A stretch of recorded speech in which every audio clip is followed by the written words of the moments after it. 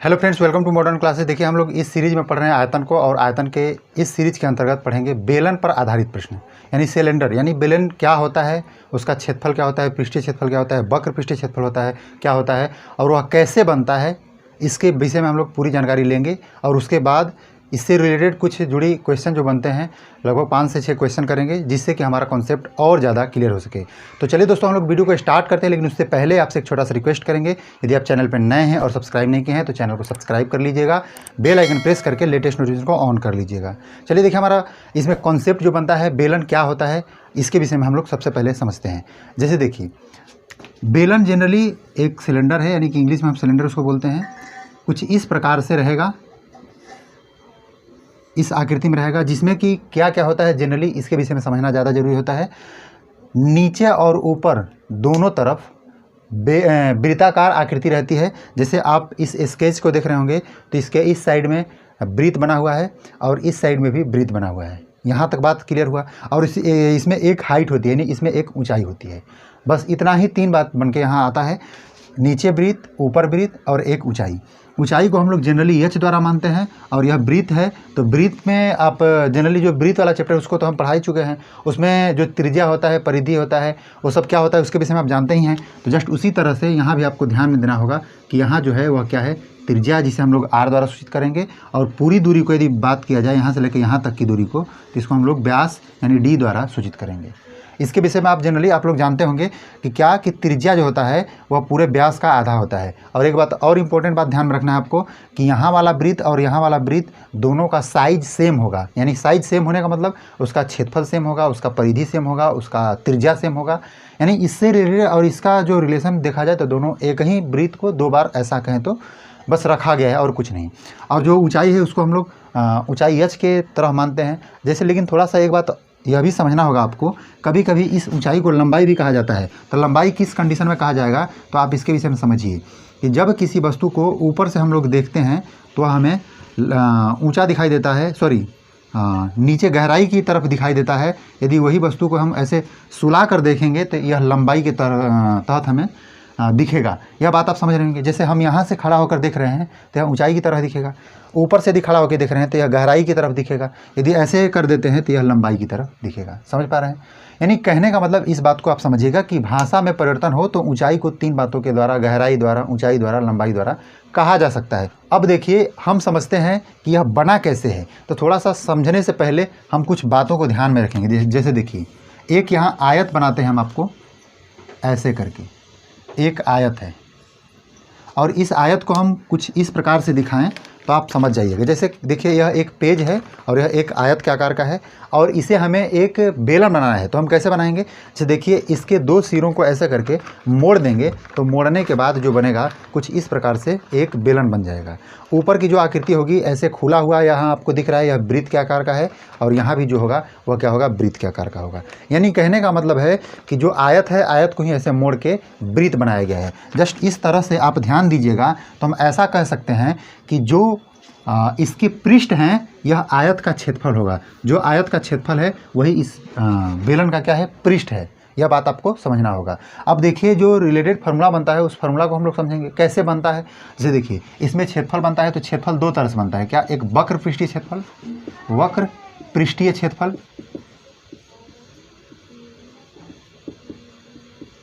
और उसके बाद एक दूसरा बनता है आपको कुल पृष्ठीय क्षेत्रफल, कुल पृष्ठीय क्षेत्रफल। अब आपको ध्यान में रखना होगा कि हमें वक्र पृष्ठीय क्षेत्रफल मतलब जो होता है वह क्या होता है, यह बात हमें ध्यान में रखना होगा। जैसे आप यह देख रहे हैं, यह जो बेलन है, तो बेलन का जो बाहरी पृष्ठ ऐसे राउंडिंग वाला जो पृष्ठ है, इस पृष्ठ का यदि हम क्षेत्रफल ज्ञात करते हैं तो उसे हम कहते हैं वक्र पृष्ठीय क्षेत्रफल। यह बात आप समझ लिए। जस्ट उसके बाद यदि इस बेलन में बाहर वाले पृष्ठ के क्षेत्रफल के साथ साथ नीचे वाले वृत्त का क्षेत्रफल और ऊपर वाले वृत्त का क्षेत्रफल को हम लोग निकालते हैं, यानी कहने का मतलब कि सबका क्षेत्रफल, और इधर बगल का और नीचे ऊपर सबका यदि क्षेत्रफल निकालते हैं तो उसे हम कहते हैं कुल पृष्ठीय क्षेत्रफल। बस इतना बात समझ लिए।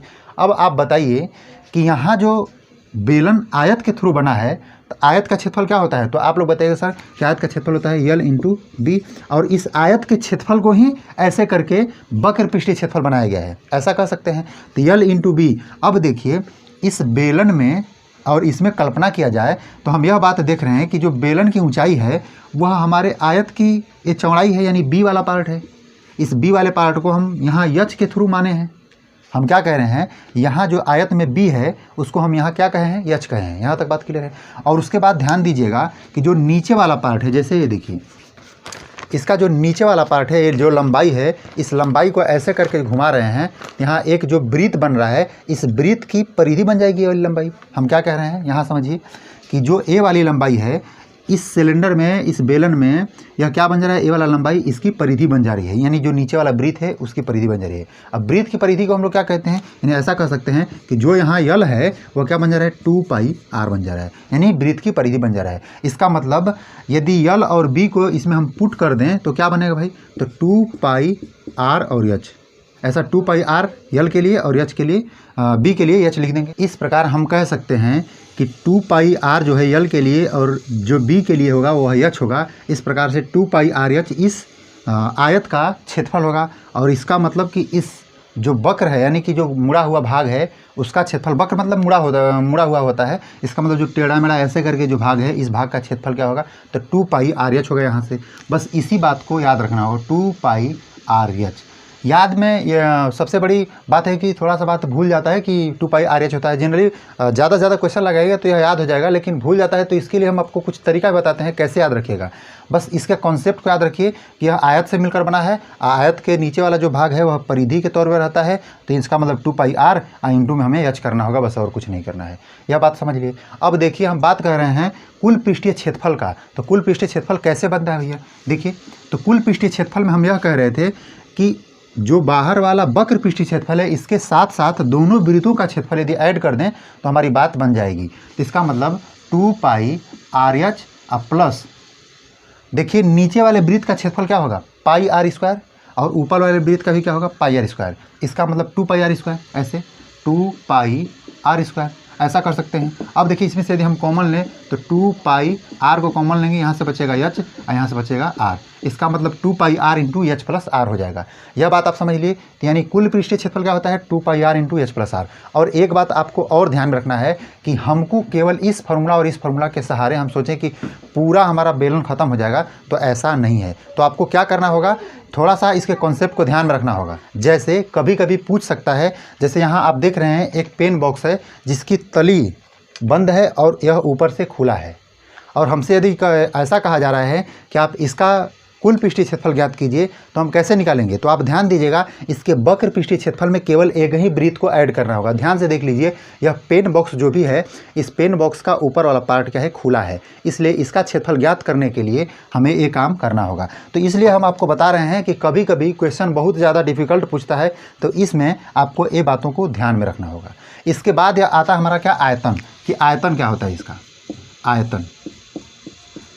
थोड़ा समय ज़रूर लगेगा, लेकिन एक बात ध्यान दीजिएगा, एक बार इस वीडियो को पूरा लास्ट तक देख लीजिएगा, तो यह बेलन से रिलेटेड कोई भी क्वेश्चन कितना हो कठिन से कठिन आ जाए, आप उसे ज़रूर कर लीजिएगा, ध्यान दीजिएगा।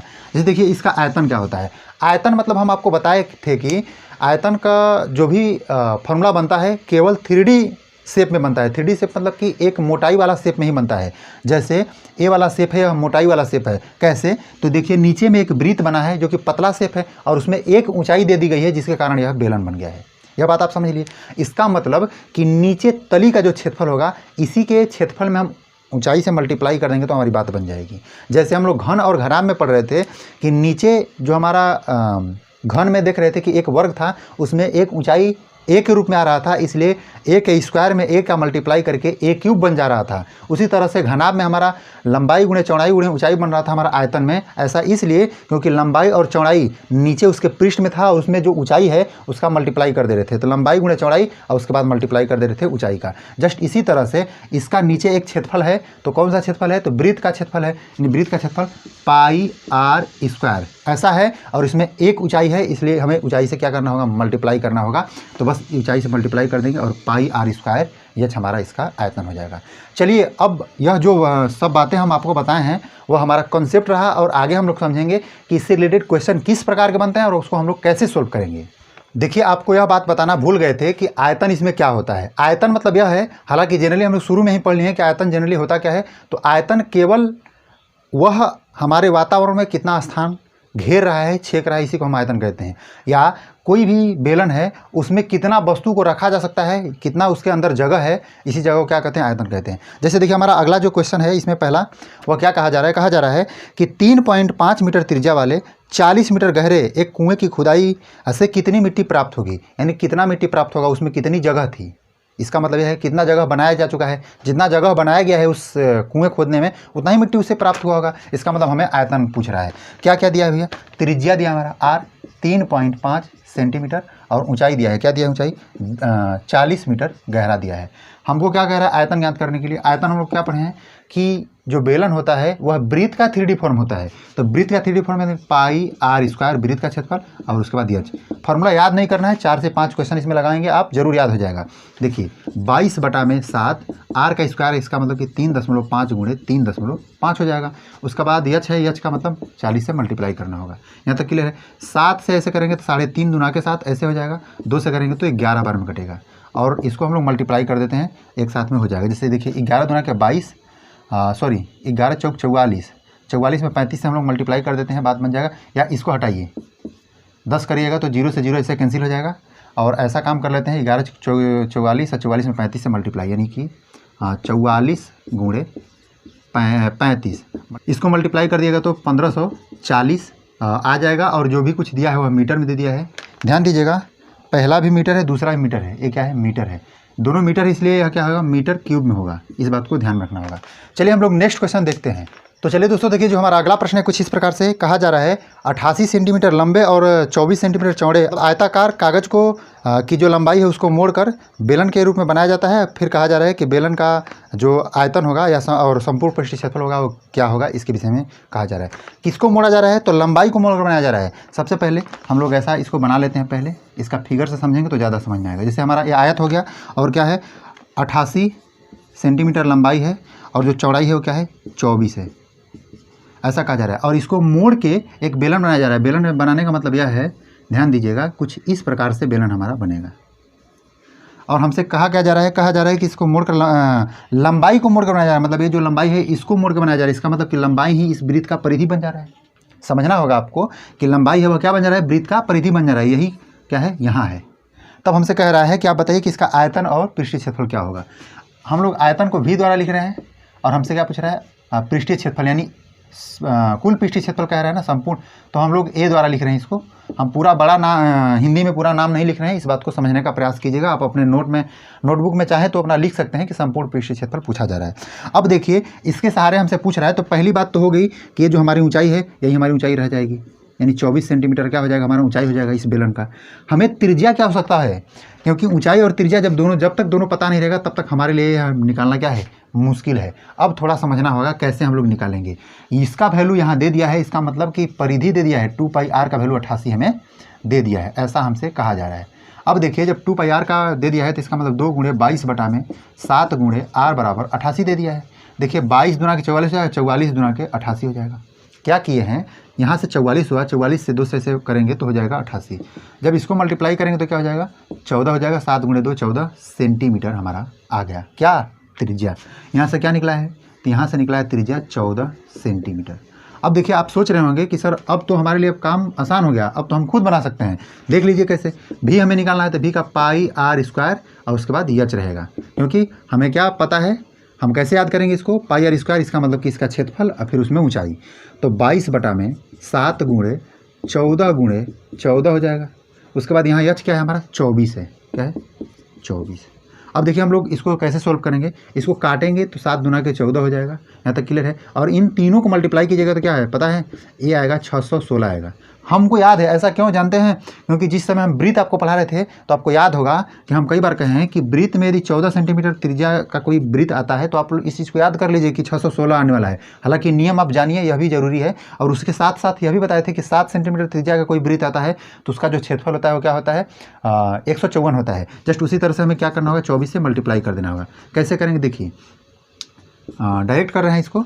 24 में जब 616 से करेंगे तो 4 छके 24, 4 छके 24 4 हो जाएगा, हासिल 2 और 4 के 4, 2 छके 12, 12 4 16 16, 17 18 के 8 हासिल 1 और 4 छके 24 और 2 एक कम 2 24 और 2 कितना हो जाएगा? 25 26 और 26 एक 27 के 7 हासिल 2 और देखिए 2 छके 12 12 2 14। आप इसको मल्टीप्लाई करके देख लीजिएगा। हम ट्रिकी मेथड से किए हैं। यदि आप समझेंगे तो अच्छी बात है, नहीं समझेंगे तो कमेंट में पूछिएगा तो हम नेक्स्ट वीडियो में इस चीज़ को बता देंगे। और इतना क्या आएगा? सेंटीमीटर क्यूब आ जाएगा। हमें क्या पूछा जा रहा है? और हमसे पूछा जा रहा है संपूर्ण पृष्ठीय क्षेत्रफल बताइए। इसका मतलब एरिया हमसे पूछा जा रहा है, क्या है? तो इसका होता है 2 pi r into h plus r होता है। अब 2 pi r into h plus r इन 2 गुणे 22 बटा में 7 गुणे 14, इधर क्या है? 24 प्लस 14। अब इसको सोल्व किया कितना आ जाएगा? 2 7 14 ऐसे 7 बार में, सॉरी 7 दूना के 14 ऐसे 2 दूना के 4 और 4 में 22 से करेंगे तो 22 चौक 88। यहाँ तक तो 88 हो गया। और इसको हमें क्या करना है? कैलकुलेशन करना है। तो 30 8 कितना हो जाएगा? 38। हमको 38 में मल्टीप्लाई करना होगा। कैसे करेंगे ध्यान दीजिएगा। आप इसको डायरेक्ट करना चाहें तो ऐसे कर लीजिए। 8 8 64, 4 हासिल 6 और 8 3 के 24, 24 अच्छा कितना हो जाएगा? 30। 30 हो जाएगा। इसका मतलब ऐसे कीजिएगा तो इसका मतलब केवल हम 8 से किए हैं। तो इस तरह से जब हम करेंगे तो एक बार और होगा और इसको ऐड कर दिएगा 4 4 3 3। इसका मतलब कितना आएगा भाई? 33 44। इस सेंटीमीटर में दिया है तो सेंटीमीटर स्क्वायर। थोड़ा सा इसमें जो होता है गुणा भागा, इस जिसका मतलब ज़्यादा अच्छा है तो उसको वो जल्दी कर सकता है और आसान भी क्वेश्चन होता है। चलिए हम लोग नेक्स्ट क्वेश्चन देखते हैं।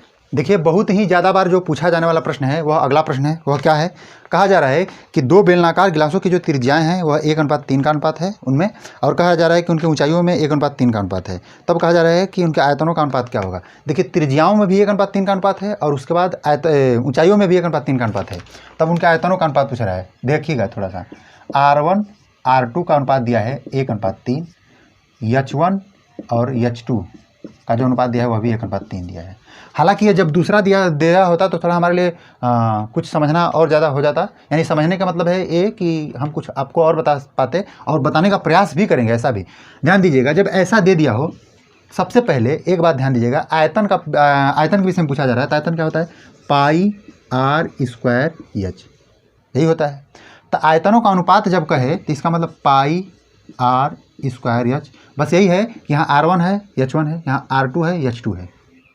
यह बात क्लियर है। तो इस प्रकार से हम पाई से पाई को कैंसिल कर सकते हैं। यह बेसिक हम बता रहे हैं, बाकी शॉर्टकट तरीका तो हम बताएंगे आपको। ध्यान दीजिएगा कैसे। अब इसमें मान हम रखेंगे तो क्या होगा? R1 मतलब कि 1 का स्क्वायर और उसके बाद H1 है, H1 मतलब 1, उसके बाद अनुपात R2 क्या है? इसको हम लोग मल्टीप्लाई कर देंगे। R2 क्या है?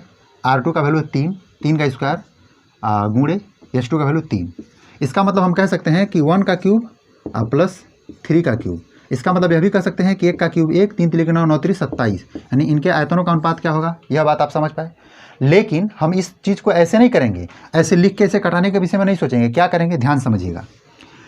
कभी भी जब ऐसा सवाल आता है अनुपात से रिलेटेड और लास्ट में अनुपात ही पूछता है, तब हम क्या करेंगे? देखेंगे कि R कितना बार फॉर्मूला में आता है। 2 बार आता है, स्क्वायर के फॉर्मेट में आता है। तो इसका मतलब उसके त्रिज्या का हम 2 बार गुणा करेंगे। यह बात समझ लिए। और उसके बाद हम इसके विषय में देखेंगे, यहाँ जो हमारा ऊंचाई है वह केवल 1 बार आता है, इसलिए हम उसका केवल 1 बार गुणा करेंगे। जैसे हमको ए बता दिया है तो हमको क्या करना होगा? जैसे देखिए R का 2 बार मल्टीप्लाई करना है, यानी 1 1, ठीक है। उसके बाद H का 1 बार मल्टीप्लाई करना है, ठीक है। जो R2 है उसका 2 बार मल्टीप्लाई करना है, 3 3। उसके बाद H2 है उसको भी क्या करना है? 1 बार मल्टीप्लाई करना है। अब ध्यान दीजिएगा, इस प्रकार से इधर का तीनों मल्टीप्लाई करेंगे तो 1 होगा और यहाँ का तीनों मल्टीप्लाई करेंगे तो 27 होगा और अनुपात इसी को लिख सकते हैं। आप सोच रहे हैं सर थोड़ा दिक्कत वाली बात है, जब तीनों सेम आ गया तो हम तो आसानी से कर सकते हैं, लेकिन जब थोड़ा डिफिकल्ट करके आए, जैसे मान लीजिए इसको हम हटाते हैं, जैसे मान लीजिए ए आ गया 2:4, चाहे 2:5 कर दीजिए इसे, तब उस पीरियड में हम क्या करेंगे? तो देखिए यहाँ R को हमको 2 बार मल्टीप्लाई करना पड़ता है, ऐसे कर लेंगे। और उसके बाद इसका भी R हम लोग ले लेते हैं तो 3 3 2 बार करेंगे यहाँ तक ठीक है। यच हमें एक बार केवल करना है तो 2 और 5, बस इधर का मल्टीप्लाई करेंगे 2 हो जाएगा, इधर का मल्टीप्लाई करेंगे 3 3 9 9 5 45, यानी 2:45 के अनुपात में क्या हो जाएगा, उसका आयतन होगा। यह बात आप समझ ली। तो इस प्रकार से ऐसे प्रश्न को हम लोग सोल्व करते हैं। चलिए हम लोग नेक्स्ट क्वेश्चन देखते हैं। तो चलिए दोस्तों देखिए, जो हमारा अगला प्रश्न है कुछ इस प्रकार से कहा जा रहा है, 2 बेलनों के आयतन समान हैं, यदि इनकी ऊंचाइयों में 2:3 का अनुपात है तो इनके व्यासों का अनुपात बताइए।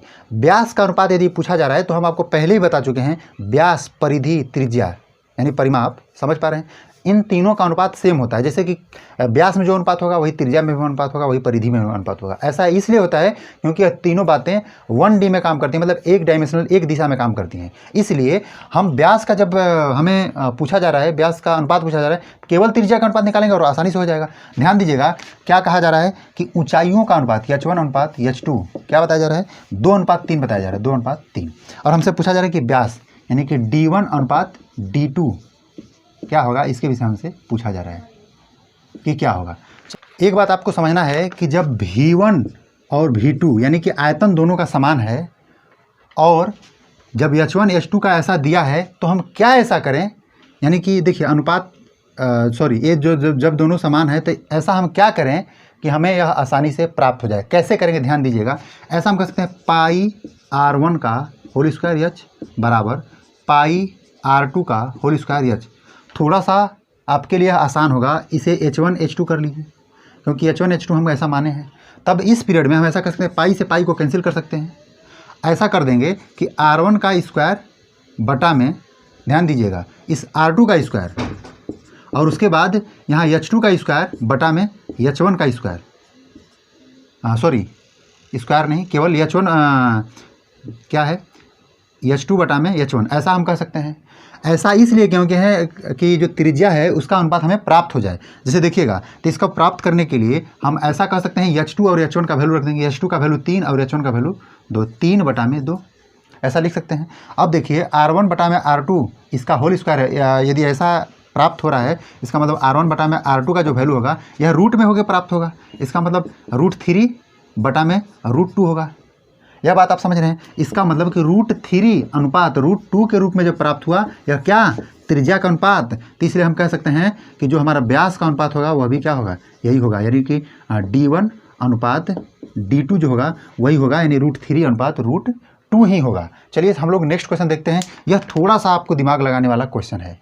तो चलिए दोस्तों देखिए, जो हमारा अगला प्रश्न है कुछ इस प्रकार से कहा जा रहा है, एक कुएँ का व्यास 8 मीटर है और गहराई 7 मीटर है। कहा जा रहा है कि कुएं से जो निकाली गई मिट्टी है उसके चारों तरफ 3 मीटर चौड़ाई का तटबंध बनाया जाता है, तो तटबंध की ऊंचाई क्या होगी, इसके विषय में कहा जा रहा है। थोड़ा समझने का प्रयास कीजिएगा, बहुत ही नॉर्मल सी बात है। जैसे देखिए यहाँ एक मान लीजिए ऐसे करके कुआं है, तो कुआं कुछ इस प्रकार से बेलन के आकार का होगा ऐसे, और जो इसकी ऊंचाई बताई जा रही है कितना है, 7 मीटर। उसके बाद जो इसका व्यास है, हम नीचे से लिख रहे हैं व्यास को बताया जा रहा है टोटल 8 मीटर, कितना है 8 मीटर। इसका मतलब त्रिज्या R होगा वह क्या होगा, 4 मीटर होगा। यह बात आप समझ रहे हैं। उसके बाद कहा जा रहा है कि इसमें से जो मिट्टी, मतलब इसको खोदते समय जो भी मिट्टी निकाला जा रहा है उस मिट्टी को 3 मीटर चौड़ा करके, मतलब इसके बाहर में तटबंध बनाया जा रहा है, जैसे ऐसे करके। थोड़ा समझने का प्रयास कीजिएगा, एक बार बना देंगे तो आप इस बात को समझ जाइएगा। कुछ इस प्रकार से ऐसे करके इसका तटबंध बनाया जाएगा। अब शायद आपको समझ में आ रहा होगा कैसा तटबंध बनाया जा रहा है, मतलब चारों तरफ से क्या है, तटबंध बनाया जा रहा है, ऐसा कहा जा रहा है। तब उस पेड़ में कहा जा रहा है कि जो तटबंध है इसकी ऊंचाई कितनी होगी, इसके विषय में। तो ये बात समझ लीजिए कि जो मिट्टी निकाला गया है उस मिट्टी के आयतन से ही इस तटबंध को बनाया गया है। इसका मतलब मिट्टी के आयतन के बराबर इस तटबंध का आयतन होगा। इस बात को समझ रहे हैं। तो इसलिए हम लोग इसी फार्मूला का यूज करेंगे, यानी कि इसके आयतन के बराबर इसके आयतन को करके निकालने का प्रयास करेंगे।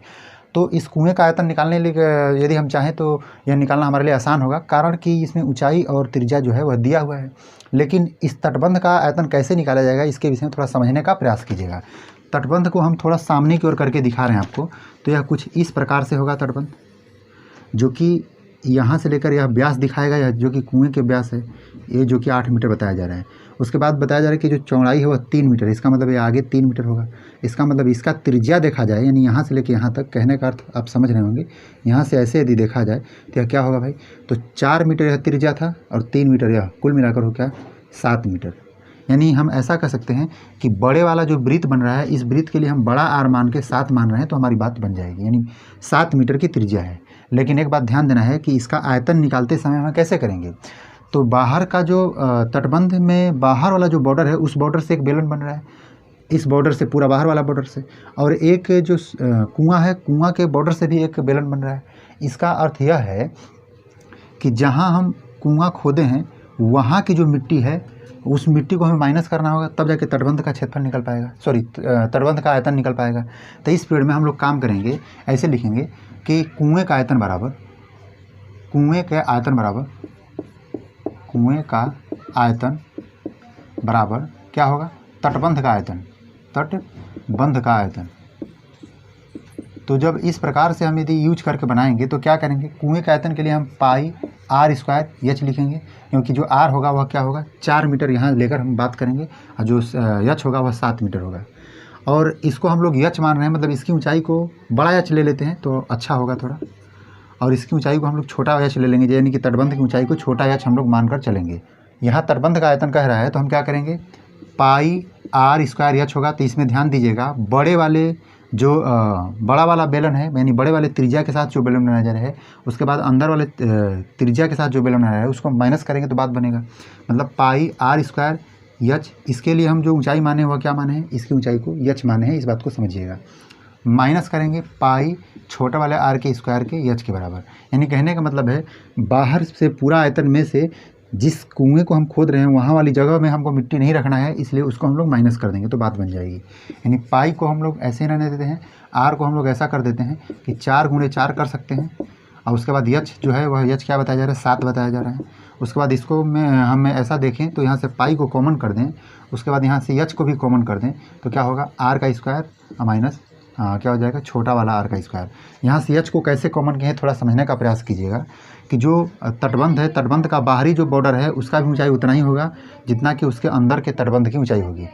अब देखिए, इसके हम मान को रख के आगे का कार्यक्रम करेंगे। जैसे ध्यान दीजिएगा, यहाँ से पहले एक काम कर ले रहे हैं, जो एच दोनों है वो बराबर है, क्योंकि दोनों का ऊंचाई एक ही है, इसलिए देखिए पाई से पाई को हम लोग कैंसिल कर सकते हैं, 4 × 4 × 7 को हम लोग एक साइड में कर रहे हैं। उसके बाद जो एच है, उस एच का जो वैल्यू है हमें पता नहीं है, एच को ज्ञात करना है। आर का स्क्वायर यानी बड़ा वाला आर जो हमारा है वह क्या है, 7 है, 7 का स्क्वायर हो जाएगा, माइनस छोटा वाला आर यानी कि 4 का स्क्वायर हो जाएगा। इसको यदि हम सोल्व करें तो क्या होगा, ध्यान दीजिएगा, ऐसे कर देते हैं, 4 × 4 = 16, 16 × 7 = 112। उसके बाद बराबर एच कर सकते हैं, इसको 49 और -4 × 4 = 16 कर देंगे। 49 में से 16 को माइनस करेंगे तो क्या होगा, 33 होगा। और 33 को क्या करेंगे, देखिए 112 इस 33 मल्टीप्लाई में है, इसलिए हम 33 को डिवाइड में कर देंगे और उसके बाद लिख देंगे एच। अब इसको आगे का कार्यक्रम हम आपके ऊपर छोड़ देते हैं, इसको आप लोग खुद सोल्व कीजिएगा और आगे इसका आंसर निकालने का प्रयास कीजिएगा। इसका आंसर 2 तरीक़ा से मिल सकता है, या तो पॉइंट में देगा या तो आपको पूर्णांक में देगा। पूर्णांक मतलब कि मिक्स फ्रैक्शन में ऐसे कहें तो चलिए, हमारा जो आज का सेशन है यही लास्ट करते हैं। आशा करते हैं कि जो भी कुछ इस वीडियो के माध्यम से हम आपको बताने का प्रयास किए हैं आप समझ पाए होंगे। यदि ऐसा है तो आप हमारे वीडियो को लाइक कर दीजिए, दोस्तों के साथ शेयर कर दीजिए। बस आज के लिए इतना ही, मिलते हैं नेक्स्ट वीडियो में, तब तक के लिए आपका धन्यवाद।